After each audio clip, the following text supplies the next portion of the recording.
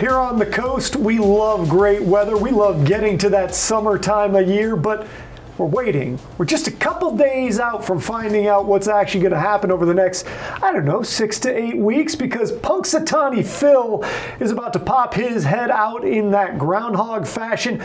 And I was chatting with everybody in the office. Turns out we have an expert on Punxsutawney Phil. That's right. Emma Aken. I got to introduce you, sorry, Emma. sorry. On a program. I'm so excited. Here. I love Groundhog's Day. But you were there last year for when he came out, and what happened?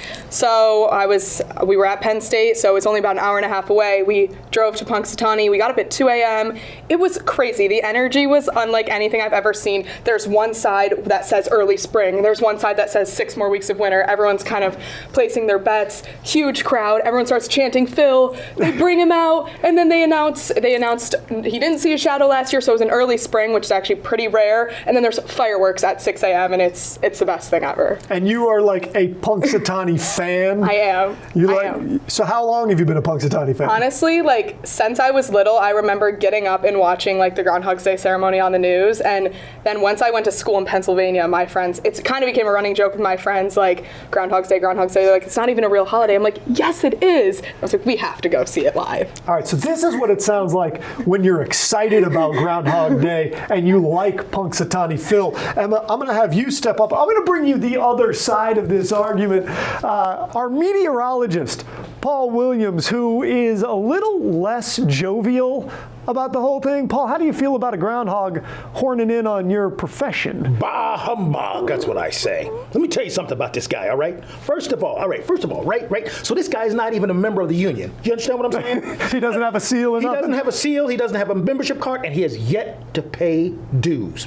Secondly, this guy, I'm sure he has all the pretty girls fawning over him, like Emma, and everybody loves him to death, and he's a star, and you might think this is sour grapes, even if it is. But answer or riddle me this, will you, Charlie? I'm waiting.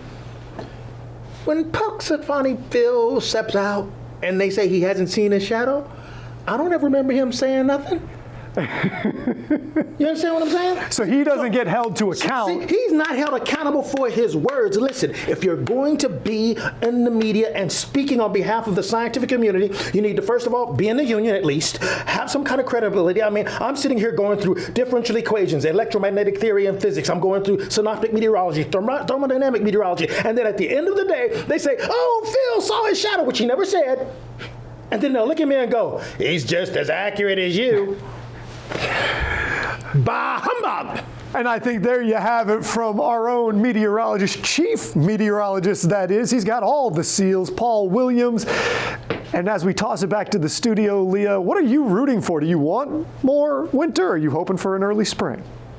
Yeah, Charlie, I'm definitely hoping for an early spring. I think the little taste of rain and a little bit of warmth is exactly what I feel like we needed going into this weekend. But I can tell that the groundhog situation is quite heated downstairs, so you might need to stay down there and settle all that as you get ready for CoastTV News at 5.